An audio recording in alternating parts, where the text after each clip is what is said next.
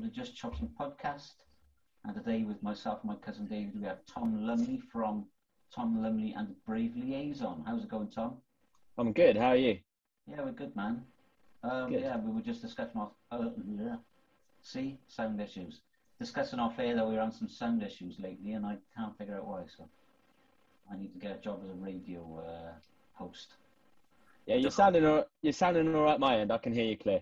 Yeah, well, I sounded all right. The other day, David said I was buzzing a little bit, but we recorded with somebody the other day, and when I watched it back, it's like fucking crap. Well, it's not really crap, but the not what you wanted. Crap, to be honest. Yeah. I don't think it was too bad. It's not too bad, is it? I don't know. So, Tom. Yeah. When did you form your band then, mate? So I'd kind of always gigged like acoustically as a solo artist, and then it was, I keep saying 3 years still, but it's been 4 now. But it just feels like the last year and a half has been like invalid. So yeah, for just over 4 years ago, got the boys all together, and yeah, it sort of stemmed from there. And we kind of felt like we were on a bit of a roll, and then I don't know if you've heard of it, but a thing called COVID came along, and oh right, it affected you as well. Okay. Yeah. Mental. Yeah, so were you really active at the time then and gigging? And because I've seen you looking on Spotify, you've released quite a few singles from around 2017 up to 2021, but it seemed really active back then, I mean, in 1920. Yeah, definitely. It was we had our debut EP planned for the April after COVID started. We had a tour booked around that, our busiest festival season booked in, and it was kind of just a build on everything that had happened. Like at the start of 2020, we got picked by Hugh Stevens on Radio 1 as Ones to Watch for 2020, yes. Which was kind of mad, and then it kind of felt like it could be a big year for us, and then obviously it all came crashing down. Yeah, I know everybody's been saying the same in fairness, but yeah. So you decided to hold off on releasing your EP then? No, we still released it. Okay. We kind of just, we sat down and we really thought about it for a while, and we thought this is either going to be a situation where we go quiet and we kind of maybe lose all the traction that we've worked really hard to build up on social media, or we may be looking to social media more than we ever have done, work on ways to build a fan base through that. And the only other way to keep the interest was obviously to do music, release music. So through the lockdowns, as much as we could, we were releasing music and doing sort of isolation videos where we all recorded our separate parts, put it together, just tried to keep as busy as we could and keep the momentum going, because the last thing we wanted was to not post for a year, and then all the interaction that we feel like we've built up with a genuine fan base could have just disappeared quite easily. Yeah, definitely. Yeah. I think a lot of other bands did the same, trying to keep themselves sort of current. We've had discussions about it loads of times, myself and Terry, about how bad social media can be, but also the positive spin that it can as well. Do you know what I mean? So, from getting your music out there and staying current, it's really, really good for that. Do you know what I mean? And obviously for us to be able to interact with people like yourselves, it's brilliant. 100%. Yeah, there's a lot of bad things with social media, but I think over the lockdown, and we definitely realised, although we felt like we used Facebook and Instagram to the best that we could, we just completely never really used Twitter or took any notice of it. Right. And then in the lockdown, we kind of realised like it's probably the best of the lot, because it's so direct with your like communication and connection with fans and stuff like that. So yeah, we're selling more tickets to the tour now than we were before the lockdown, and I think that's mainly due to Twitter really growing quite a bit for us. Yeah, that's cool. That's good, isn't it? Yeah, so it has some uses. yeah, that is good. So you've had a couple of gigs back, I've seen, since COVID, since lockdown. How have they gone for you, back? Because obviously, like you said, you haven't toured for 18 months or played for 18 months. Yeah, it was a weird one. I remember feeling kind of a bit nervous again, first one back, and hadn't really felt those same sort of nerves in a little while, which was really cool and nice in a way, because it's always good to have some nerves before a show. And then yeah, they've all been good. I feel like COVID definitely gave us time to go away and write the best stuff that we've wrote, and playing that live at the festivals that we've played since. It's definitely, we've felt like there's been a better reaction than we ever had live at shows before. So it's felt like a real good comeback to the live scene for us so far, and hopefully that continues. Fingers crossed. Yeah, oh, that's cool. That's cool. So your latest single has come out, which is Crawling. Yeah, I think that's your latest, based on the dates. No, we've Fake Friends since then. Ah, okay. Is the latest. Yeah. So Crawling was just before that. Yeah. Ah, okay. So the singles you've released, then I see that you've got another one coming out on the 24th called Haunted. Yeah. And there's a mention on that one that's kind of like giving people a flavour for the album that's going to come out. Yeah, definitely. Any of the previous singles going to be on that album as well, or is it kind of like you've sort of done those now and then you're looking for new songs? So yeah, we're going to so Crawling, Fake Friends, and Haunted. All three of them are kind of the real tasters of what the album's about. Okay. There's 12 tracks on it, and 2 of them will be Casual and Shrink, which were singles from the EP. And it just felt like with your debut album, kind of, we could have kept it at 10, or we could have done it at 12, and we've kind of gained a lot of fans since, and they're kind of part of the journey, and it felt like those 2 tracks really helped us achieve that in a way. So it felt like the debut album should resemble the journey so far, and we thought with 12 tracks there's still going to be so much new stuff for people to hear on release day, plus some of the older bits. So yeah, cool. There's a few on there, and then there's a lot of new ones. Yeah, okay. So when's the album coming out then? Is it going to be this year, or are you looking at next year now? Yeah, it's October the 22nd. So we're getting close to it now, which is getting a bit worrying, but not worrying, just I don't know. It feels like your debut album, it's the biggest body of work we've ever done, and it feels like there's a bit of pressure around it. So it'll be cool though. It'll be good. Yeah, oh, that's good. So have you sorry, go on, sorry, Ted, go on. I was going to say, have you done any sort of like pre-release or pre-order? Yeah, we've got on our website, we've got like a Music Glue website with all the pre-orders running now. The reaction's been better than we expected, which is cool. And we're just kind of the run of festivals now until sort of, I think our last one's in a couple of weeks, which is the Isle of Wight Festival. We've got that. So once we've done that, we'll then be focusing on pushing the album. Got some shows at the start of October around the UK, supporting some people, and then October the 21st, we're doing an album launch show in London the night before the album drops. So yeah, we're trying to push it as much as we can, really. That's good. And then I see you've got a couple of shows in November as well, pretty much back to back as well, haven't you? In Liverpool, Sheffield, Cardiff, Bristol as well, I think. Yeah, Bristol, yeah. There's Birmingham as well on there. Yeah, we kind of, as soon as the album's out, we've got a little run of shows. There's another show to announce yet, which hopefully we'll be announcing soon after the album drops. Yeah, just trying to keep busy and keep the promotion as high as we can. Yeah, cool.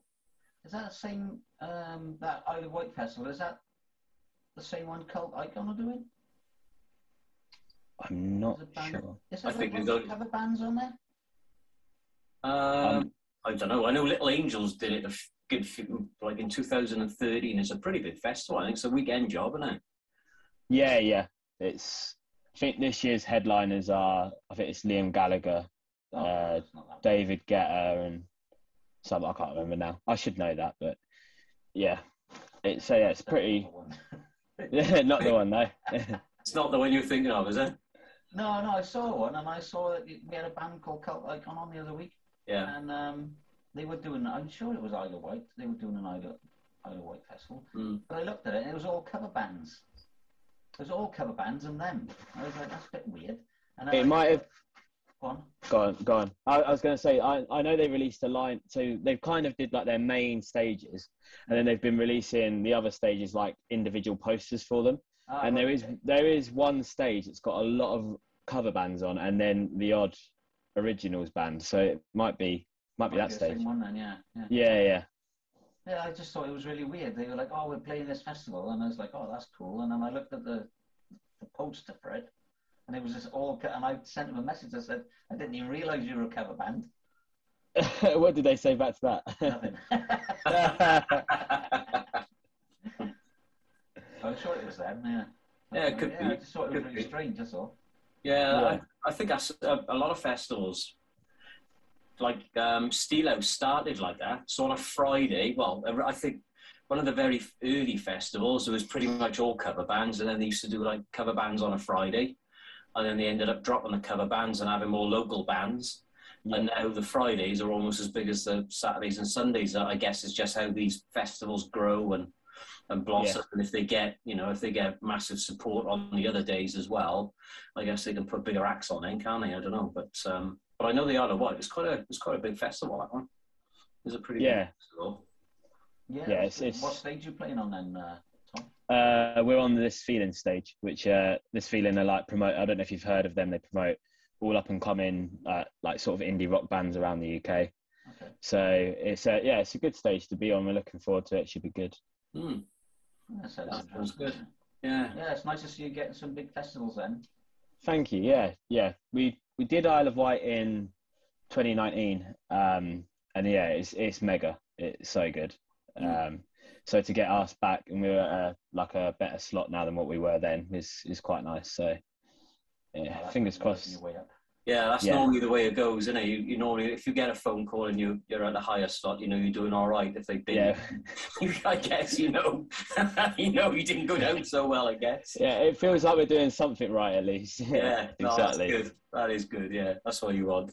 How many's in your band then? Because I see some pictures with 4, some pictures with 5. There's 4 of us. There's me and then 3 others.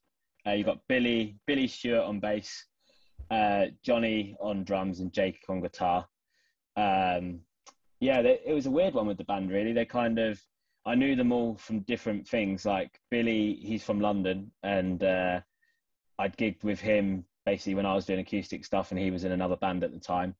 And then Jake runs like a local studio in Cambridgeshire, which is where we're based, really. And then Johnny was a mate of mine's younger brother.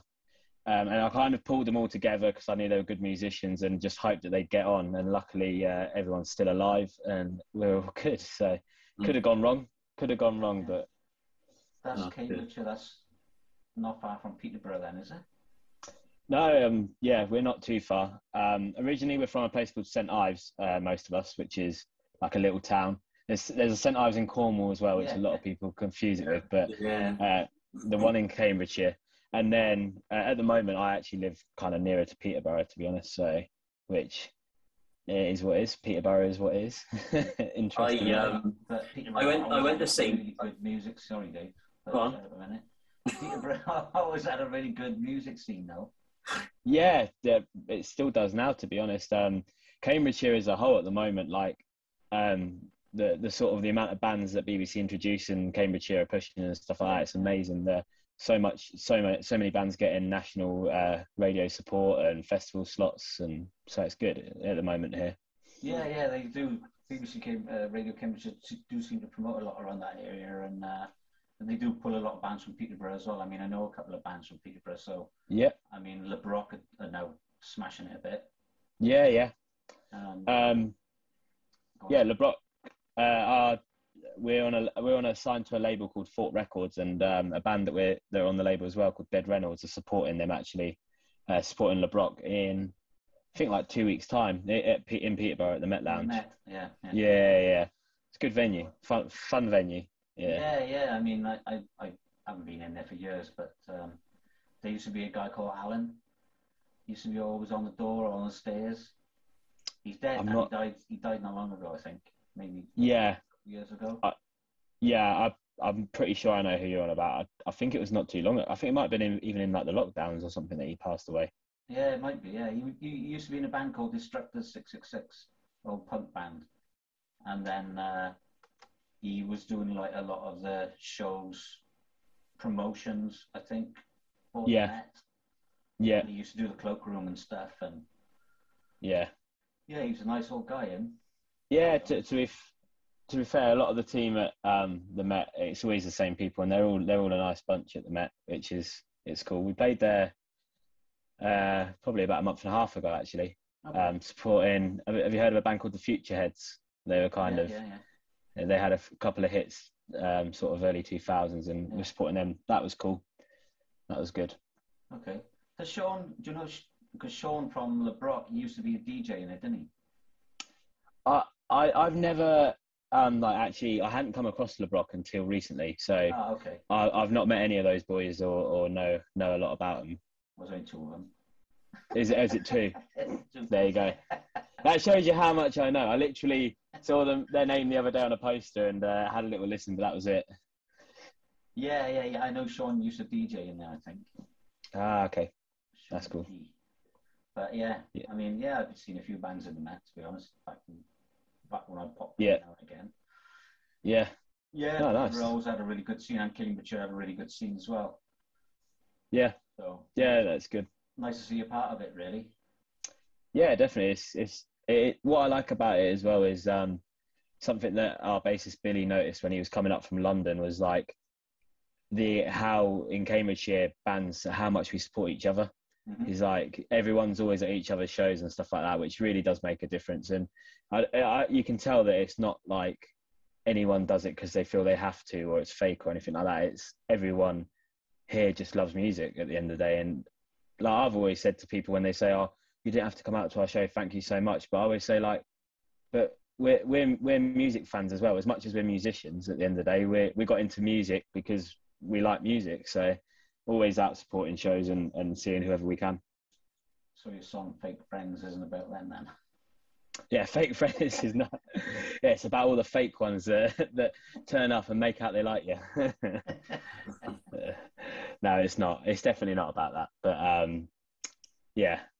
Now, Fake Friends is actually about kind of the real fake side to social media and how you'll watch people talking to each other like they're best mates on there when you know they're just doing it for likes and things. Which it's always. I think it's always easy to see when people are fake. Yeah, we're not even cousins, really. I didn't even know who he is. Never met before. I met him on Facebook. Yeah. In the lockdown, yeah. That's right, Yeah, it was. He's not only a fake friend, he's a fake cousin as well. Oh. Gonna have to write another song now. Yeah, if you're going to write one, you have to write them. Well, they've already done it. The Undertones wrote one called "My Perfect Cousin." Brilliant track. Yeah. Brilliant track. I'll dedicate it to David. You wouldn't know who it is or what it's about. So I've heard of the Undertones. I haven't heard that. I've probably heard the song, to be honest. Yeah. It's a great track, and well, the Undertones, in my opinion, are an exceptional band. Seen them several times. Really good, weren't they? Yeah. He came out with that fucking shit stuff on his own. Yep, I know. Well, "You Little Thief" was a good song, actually. I can't remember that one. "You Little Thief" was probably his biggest hit on his own. Yeah. And then go on. No, go on. You could. And he had that other really bad song, what was it called? A Good Heart or something? Heart these days is hard. That's Virgil Sharkey, isn't it? That's what I'm talking about. Was he in the Undertones, was he? He's a fucking he was the lead singer. No way. Yeah. I've heard of Virgil Farkey. I don't know if Dave's like having me on here or if he's actually being serious right now. No, I didn't know he was in the Undertones. Yeah, that was kind of where he started, wasn't it? That was. Oh, okay. I never really listened to his solo stuff though. I was just I was brought up on the Undertones and kind of went to see them at a young age, and always, I don't know, I think they're brilliant, absolutely brilliant. They're doing a tour again this year, actually, or is it next year? It's soon. I know it's soon. But is he back in the band though? I don't think he is he? I don't think so. I think it's still the guy they replaced him with. I can never remember his name. Yeah, fuck that. Not interested. Yeah. But I tell you who is back together and who's going on the road. The Boomtown Rats. Never. The original lineup with Sir fucking Bob Knob Geldof. That'd be cool. Amazing. We were actually booked to play main support to them at a festival that didn't die, but sorry, the festival not disappeared, but obviously it's been moved and delayed because of COVID. And that was going to be with Bob Geldof playing for them as well and stuff, which would have been cool. Yeah, but I've never listened to Boomtown Rats that much, I'm not going to lie. Listen to some early stuff like Clockwork, it's called Like Clockwork. Yeah. like pop Yeah. and rap, trap, and all the really early stuff is really good. Yeah, I know a fair bit of it, but like just through hearing it sort of thing. Yeah. Never taken the time to listen to them much myself. Yeah, there was a thing earlier on that was released on. They said, name the band that you like who's got the worst singer, and I'd probably be them because he's dog shit at singing, isn't he? But they're still a good band, aren't they? You get bands like that, don't you? And I was trying to think of one, and I was thinking, most of the bands I like can sing, and but he was fucking dreadful, wasn't he? I'm really trying to think. I'm trying to think now. I can think of right. I can tell you, I don't like this band. Nothing against them, just not my type of music. But have you heard of a band called Years and Years? No. They're very like modern pop Radio 1 sort of thing. But they were at a festival, and considering how much they were on Radio 1 and everything, I thought they'd be really good, like live, just as musicians and stuff. And went to watch them because there was nothing else on. And oh my God, he cannot sing. Like horrifically. And I was just stood there thinking, maybe it's just me, maybe I'm that drunk or anything like that. And like, the next day I watched it back on the BBC iPlayer. I think it was Reading and Leeds or something like that. And he was horrific. Absolutely horrific. But you do get a drink, you think they sound good, so you... Yeah, it must have been. Yeah, I know. Really, really bad. He was really bad. And I know, you normally think they sound good, but I thought, well, I'm going to take the time to just watch back and just check, like, I wasn't stood in a dodgy spot or something like that and wasn't getting half the sound, but no, it was just, he can't sing. The Pogues, Shane McGowan. Pogues. Yeah, he was pretty bad, wasn't he? I think he's worse than Bob Geldof. I don't know, he does all right on that Christmas one. Which has been banned. I'm trying to think now of bands. Yeah. Bands with shit singers. The Libertines. York was pretty shit, mind. She couldn't sing.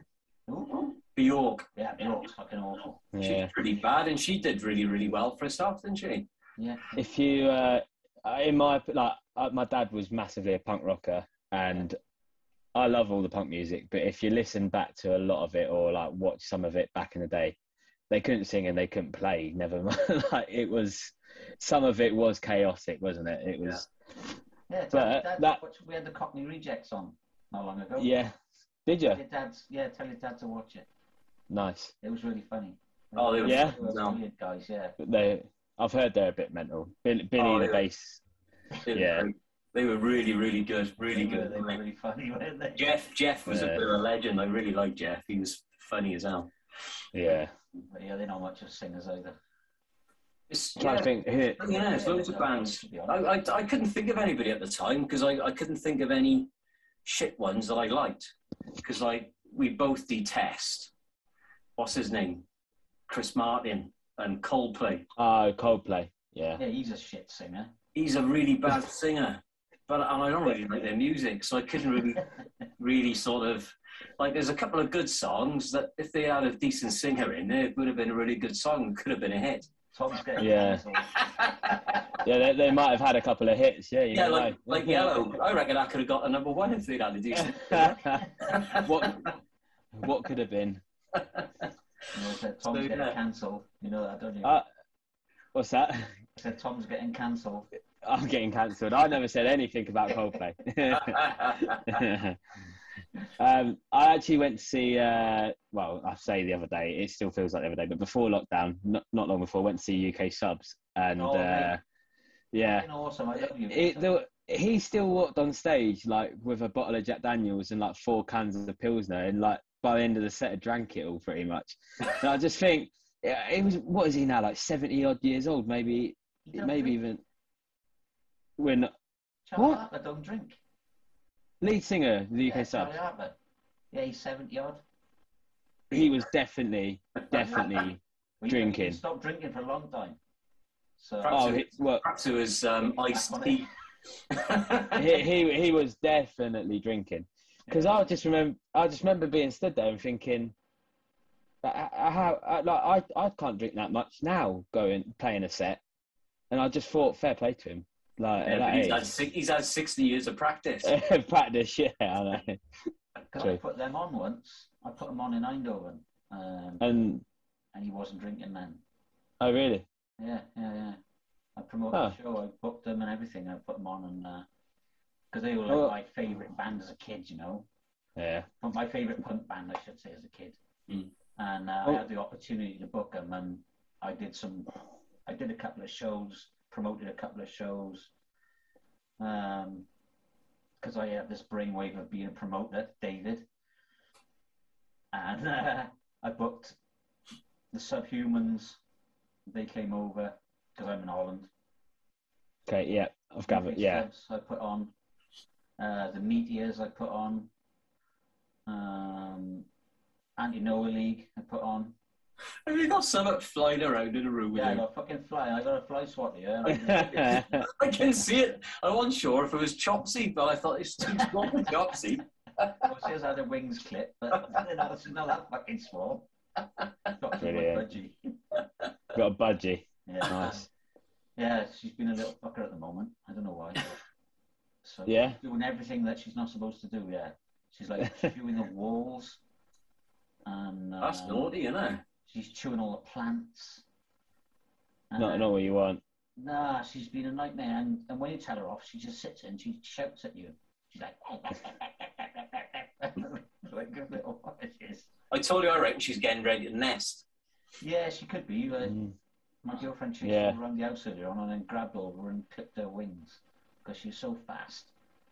Because we hadn't clipped her, but now she's been clipped, so. She won't move. Won't fly as far now, no.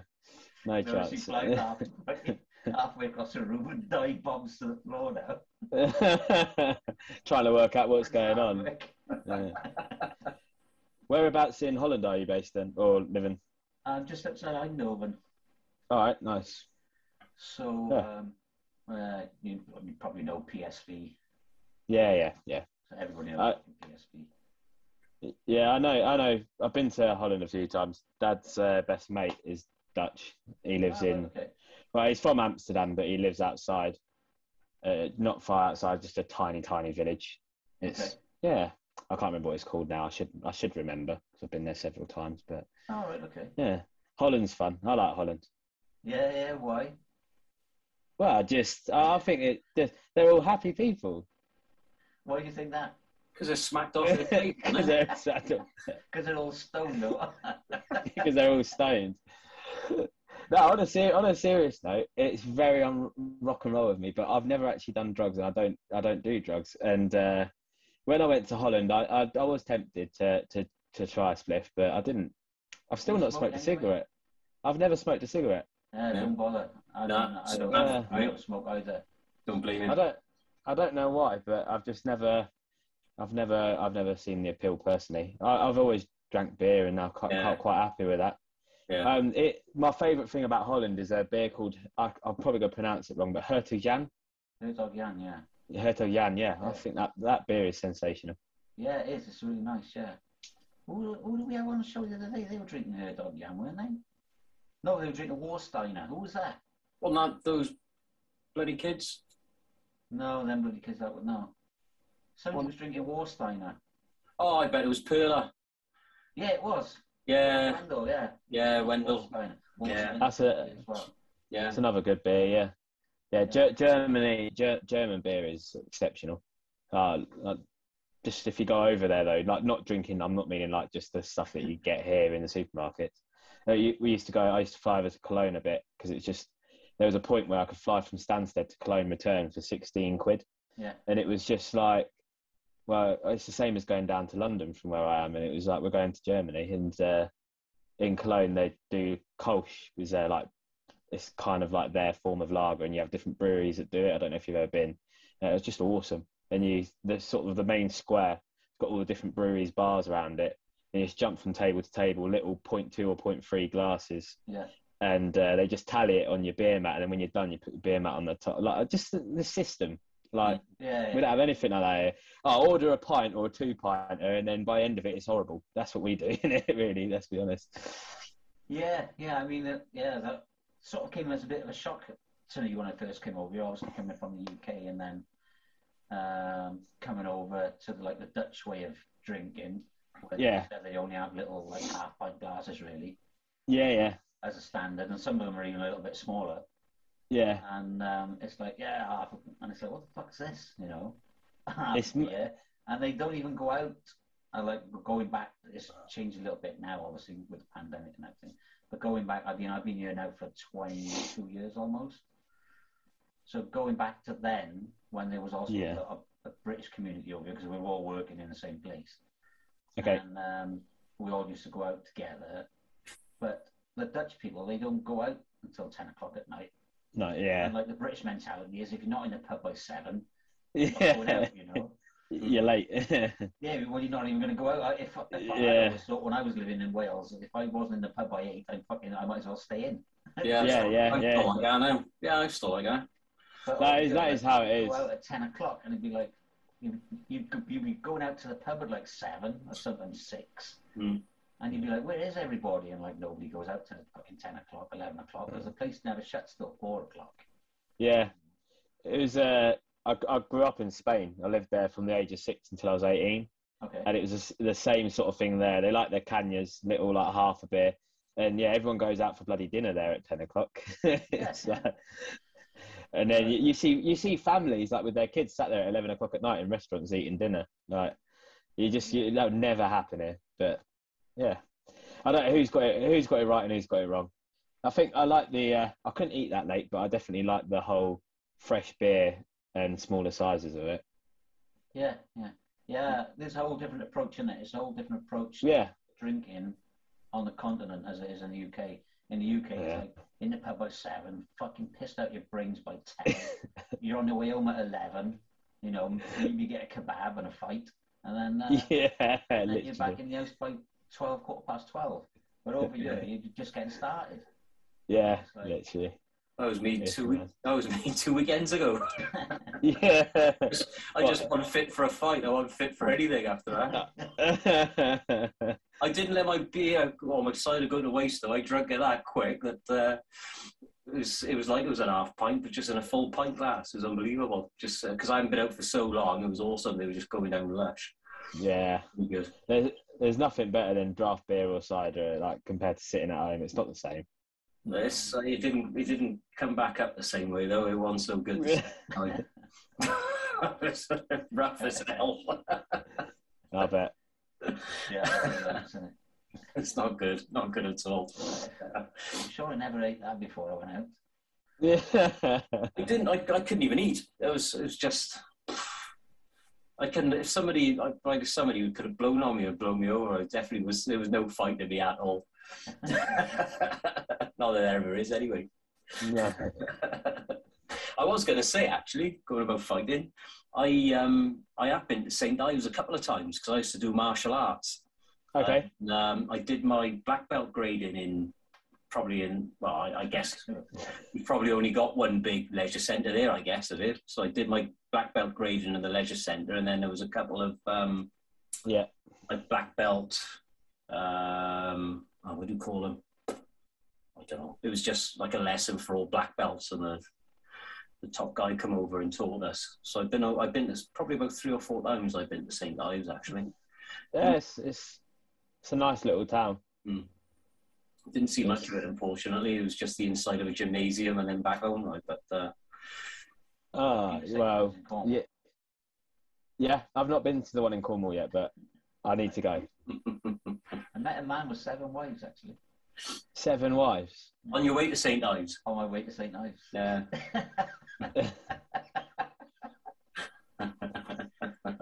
What's that, a fucking nursery rhyme or something? It's like a riddle, isn't it?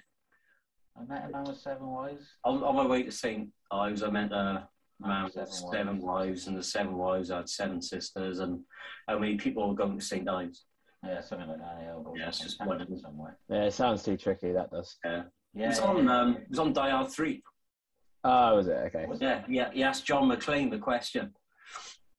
Why? And they were working out the math in their heads, multiplied everything by 7, and then Samuel Jackson. Samuel L. Jackson, yeah. He was like, no, it's only one. John McClane was dumb as shit. Well, for what it counts for, we have got 7 wives in St. Ives. That I can confirm. Yeah. Good pub. It's got a pub, yeah. is it? Good pub. Yeah, St Ives is. I always get this wrong. It's in like the top 3 towns in the UK for most pubs for like square meters of like for the size of it. Really? So yeah, like for a pub crawl, it is good. And with the river and stuff, a few of them are on the river. It's good fun. Oh. Yeah. So yeah, if you want to throw up more cider in the river, yeah, on a swan, yeah, St Ives is your place. Yeah, I think Cumran's up there with roundabouts in it, Dave. Oh yeah, we definitely got the most roundabouts in the UK. Roundabouts. I don't know whether we got as many as like maybe Milton Keynes or something like that. I guess they got loads of them as well, haven't they? Yeah. Right, Milton Keynes got shed loads. Yeah. I think they might have I think I read it somewhere per square inch. So the size of Cwmbran is actually the capital of roundabouts. Yeah. They just chuck them in when there's no need. On a straight road, they put a roundabout on there. I remember when I first moved to Spain. Well, I don't remember everything then, but the first few years of living in Spain, it was kind of like a third world country in a way where we lived, and there was literally no roundabouts in Spain in sight.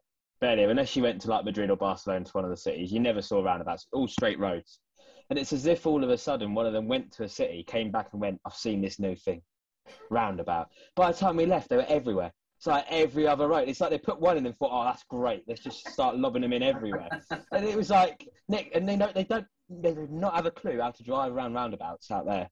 They have not got Scooby-Doo. They just cut up lanes and everything. Mental. So yeah, I've had my time with roundabouts as well. Yeah, there's quite a few over here actually as well, where I live. And guess what my fucking tits is? Because the cyclists, people, you've got in cycle lanes and everything on roundabouts. You have to give way to cyclists on roundabouts because they got right of way and stuff on some roundabouts. And they've even got fucking zebra crossings on roundabouts over here. So before a zebra and after crossing. Roundabout, they got zebra crossings, and it's like a fucking nightmare. So, but what gets my tits is if they're cycling, surely they should. I had this conversation with my girlfriend. Surely they should have to follow the flow of traffic, even though they're on a bicycle. Yeah. But a lot of them don't, and then they come around because you always automatically, because we're driving on the wrong side of the road, if you like. Yeah. You automatically turn to your right to see if there's anything coming from that way, because that's the way we're driving. So, but you obviously have to look for a cyclist as well. So you're only looking that way. You're not really paying attention to what's on the left. So if a fucking cyclist comes this way and you whack him off, you're in fucking trouble, So sure. I don't think you should be whacking off cyclists in public anyway. I would imagine that's frowned upon even in Holland. Yeah. I think if you're going to get away with it anywhere, though, you've got a good chance in Holland. Yeah, probably. But yeah, so they should have to follow the same rules as the road. But Well, yeah, that makes no sense. If they're going round the opposite way, that's just stupid. Isn't it? That's probably ridiculous, mine, isn't it? What, and then there's actual situations where you'll come off a roundabout straight into a zebra crossing? Yeah, even going on to a roundabout, there's a zebra crossing. I gotta move a minute. Somebody's knocked the front door. Sorry, I'll be 2 minutes. Oh, okay. Sorry.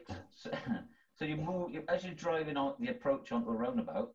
There's a fucking zebra crossing, and then as you go around the roundabout and come off again, so you're going straight ahead.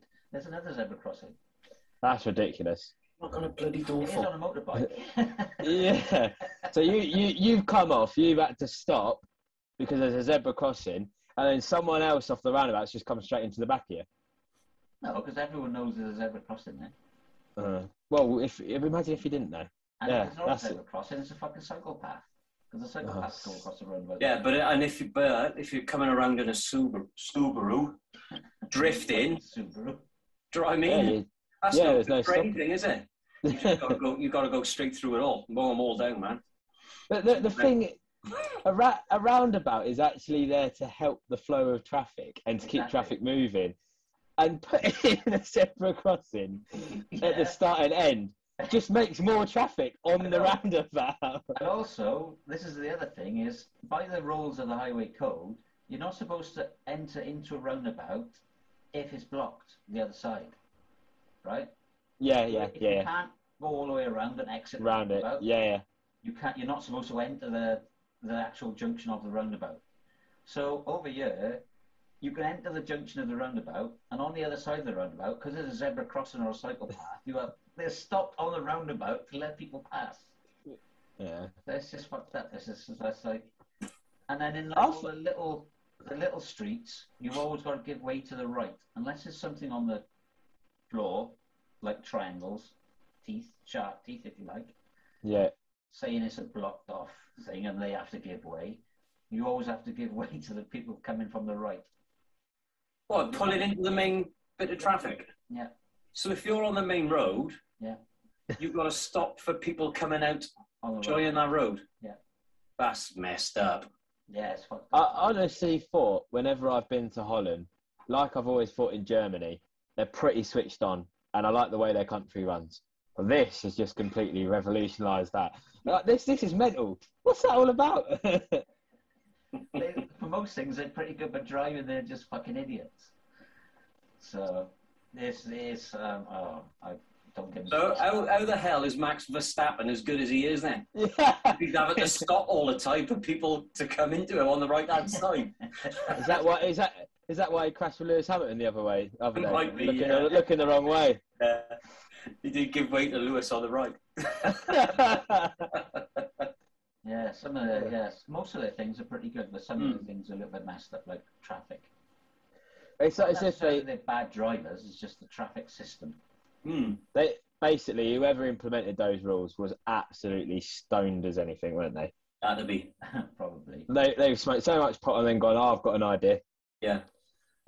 Let's put paths at the end of each roundabout. And let's just let cyclists drive the other way just for a laugh. See how that goes. But it's a nightmare on a motorbike, because I ride motorbikes, and it's like, you're coming into a roundabout, and if you're going a little bit too fast, there's a fucking zebra crossing on there. You know what I mean? It's like, oh, and then on the way out, it's like, oh, again, and it's like, oh, fucking nightmare. I always try and drive on the black bits. Yeah, that's mad. Yeah. So, and also the traffic lights are messed up as well.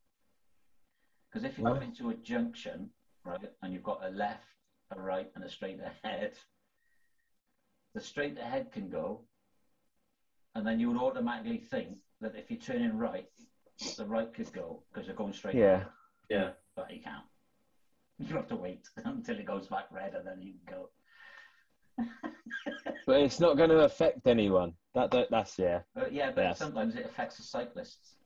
Yeah, that's of course it does when they're coming from the other direction or something. Yeah. Stone a cyclist.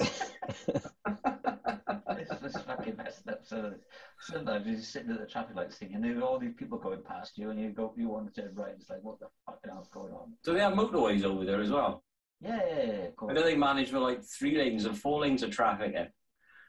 Well, they dropped the speed limit now, because the speed limit used to be 120 kilometres an hour on the motorway.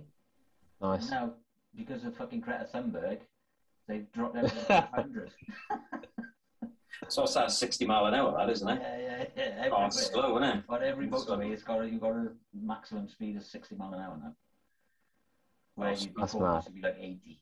Yeah, but they did increase the speed limit on the local roads around the circuit to 33 mile an hour, because that's Max Verstappen's car number. So they actually changed all the road sign speed limits to 33. Did they actually? Is that Zandvoort, or is it Zandvoort? The where they race? Zandvoort. It's whatever you say. Something like that. Yeah. So they changed all the speed limit signs to 33 for the weekend. That's kilometres, mate, not miles. What? So it's like 20 mile an hour. Yeah. Fucking hell. No wonder he don't win many races at the moment. Although he did win at the weekend, didn't he? But he's leading the championship now. Yeah, he is now. Yeah, true.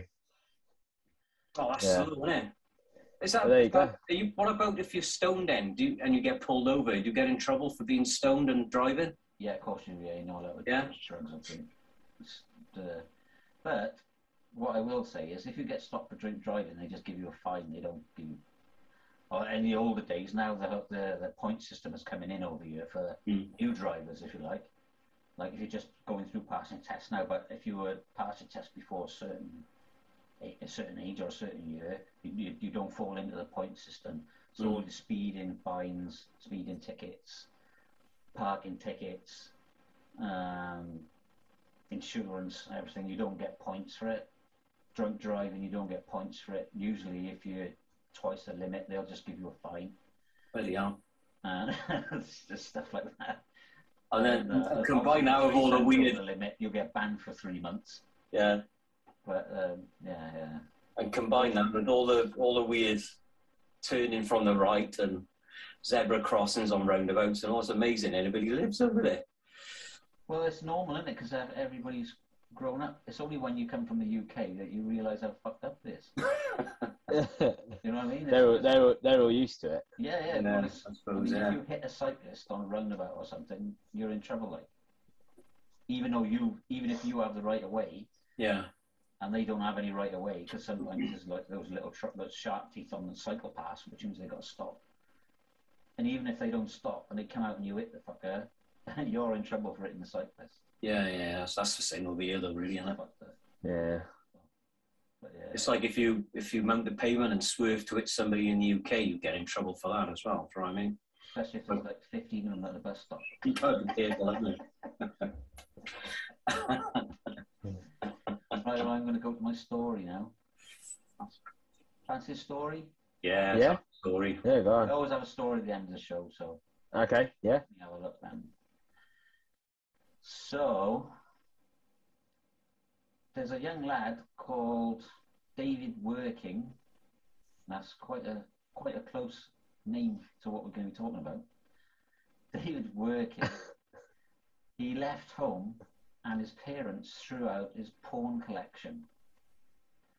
And so he took his parents to court because they threw out his porn collection.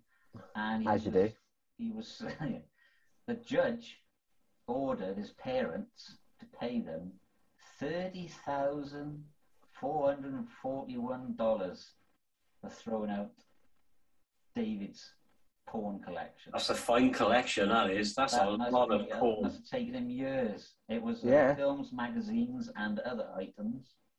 Other items? Well, yeah, what's classed as other items? Like he's bought some porn stars underwear that you buy online or something like that. Oh yeah, you can buy you can buy anything these days. You can, when they have an operation, don't they, to tuck themselves. You know what I mean? Don't tell me you can buy. No. Yes, and they'll put them in plastic for you, acrylic, and then you can buy them to put on your mantelpiece. Oh. That's. My mum watches this. Yeah. David watches some weird shit, I tell you. So you can buy. There's part of the lady's anatomy that they can get tidied up. Yeah. Oh right, yeah, the lips and stuff. Yeah. Yeah, we could have just said that. I mean, don't they have Botox put in them? Yeah, that's what you meant. Yeah. Yeah. In the lips, so they get their lips. Yes. I don't know what that goes for. I haven't been on eBay for a while to have a look, but who in their right mind thinks they're going to buy that? What? Oh god! No, they can send them anything. Can you? A bit of chopped liver. I tell you who buys that. The same person that puts zebra crossings at the end of roundabouts. That's who buys that. Right, yeah. Well, David lets his secrets out sometimes.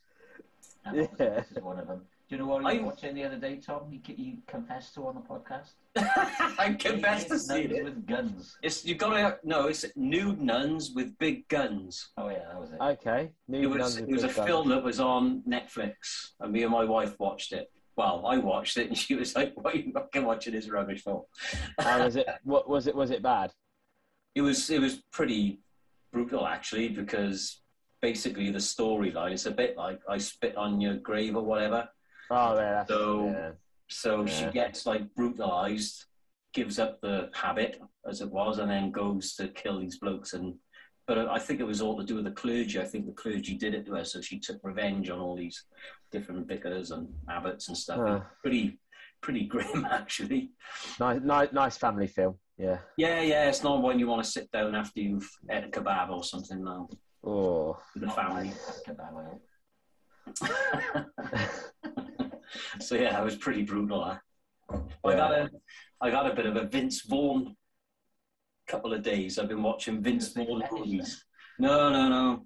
So I watched Couples Retreat, Starsky and Hutch, which, like, really, when you think about them, they should be really, really poor, but they're just so funny. Vince Vaughn is just... They're good. They're fine. So Nothing wrong with funny. them. He is so funny. But it's always like the one little liners in there that he comes out with. Oh, the other one I watched was Unfinished Business. Have you seen that? I don't think I've seen that. Oh, it's amazing. That's on Netflix now, only for a few days. So if you've got Netflix, you need to watch it. And he basically goes abroad on a business trip. It's amazing. You need to watch that. It's really funny. I know what I'm going to do. I'm going to put it on and be like 10 minutes in and go, yeah, I've seen this. That always happens. I can't seem to find anything new on Netflix at the moment. No, it's not much going on there. And when they say new release, it's already like 10 years old. Yeah. I think it's just because of the lockdowns. Everyone's watched everything going on there. That's it. Anyways, let's back to the story. Yeah. All right, then, mate. Well, nice talking to you. Yeah. I'm pretty sure we bored you to death. No, I've thoroughly enjoyed it. Talking traffic and. Well, I might be able to come and see you because you're in Cardiff in the Moon. Yeah, we are. Yeah. And I didn't even know there was a venue called the Moon, to be honest. But I've seen a few bands now are playing there this year at some stage. So hopefully, if I'm not away, I'll be able to come down and come and watch you. But I appreciate that. It'd be good to see you there. What's yeah, we the Moon. Oh, right, okay. Yeah, we've not been to Wales yet, so be the first time stepping into Wales, and looking forward to it. Yeah, it's good. Like I said, it's a really good scene in Cardiff actually for live music. There's quite a few good venues there, and I think that from a support perspective, most of them are normally pretty full. Do you know what I mean? Which is good. So that's what you want, isn't it? So yeah, definitely. Get promoting your stuff, and let's fill you up, innit? It'd be good. It'd be a good night. Yeah, headlining that one as well, isn't you? Yeah, I think so. Yeah, that's the plan. So yeah, should be a good one. Looking forward to it. That'd be good. Hopefully, I'll be going to see him. Yeah, go for it, Dave. You can give out some fucking flyers then as well. That's it. I'll bring a Just Chopsing t-shirt for you to wear on stage. Yeah, bring it along. You might run off with it. He's from Cambridgeshire, you know. That's it. What does that mean? What's wrong with Cambridgeshire? I said I've only been there a few times. Yeah. All right. Yeah. Thank you very much for having me. No, it's been a blast, man. It's been good fun. And, hope things work out for you with your shows and stuff, and the release of your album. But thank you very much. Hopefully, we'll get over to Holland at some time. Yeah. If you come over, just drop me a line and. We'll do.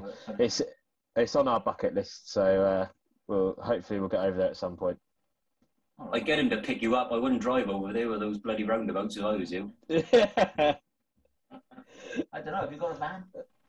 Yeah. Our manager's got a van. Ah, right. Okay. I don't think he should be allowed to drive it sometimes, but yeah, he'll be useless on those roundabouts. That'd be fun. Yeah. All right. Perfect. Thanks for coming on and talking to us. Talking about an hour. Well, not about 45 minutes. Talk about your album and your stuff for a quarter of an hour. I thoroughly enjoyed it, and it's good to meet you guys. And appreciate it. Take it easy. Best of luck, man. We'll see you soon. Cheers. Take care, lads. Nice one. There you go, Dave. All right. It was a good one, wasn't it? Yeah. Another nice kid. We say it all the time, but... Yeah, great guy. Really nice guy, isn't he? Yeah. Yeah, I hope he does well. Yeah, me too, yeah. I really like it. I listened to some of his stuff today, and because I hadn't heard him until a few days ago, to be honest. And because his PR company sent me through. But, Yeah, I really like it. I like it. It's like indie, but a little bit more heavy. Yeah, punky. I've written down like indie punk. Yeah. Mm. So yeah. I thought. Well, I sent your message. I said I'm loving this at the moment. So. Yeah, and then like I said, they got a bit of a different sound as well to a lot of the other bands that are out at the moment. So hopefully they'll be able to get into that little niche and get some people following them, which would be good, wouldn't it? And I didn't jot down when he's in Cardiff, but I will. I know it's November the something, early November, I think, which hopefully won't. I know Rockstock is around at the same time as well, but hopefully I'll be able to go down and see him. Yeah, that'll be good. I think November and December is going to be busy. I think October we're going to have to do back-to-back podcasts because I'm going to be out all the time, I think. Well, we've got to do. Well, we can't anyway because you're away for fucking 2 weeks. Yeah, so I've got a lot of gigs coming up now, which is good. Well, we'll definitely get you flyer in then. Yeah, and I'll see what sort of setup I need, and perhaps we can try and interview a couple of bands while I'm out and about as well. That'd be cool. Yeah. All right. Yeah. All right then, mate. All right. Take it easy. Yeah, I'll see you soon. Speak to you soon. Okay, cokes. All right, ta-ra. Ta-da.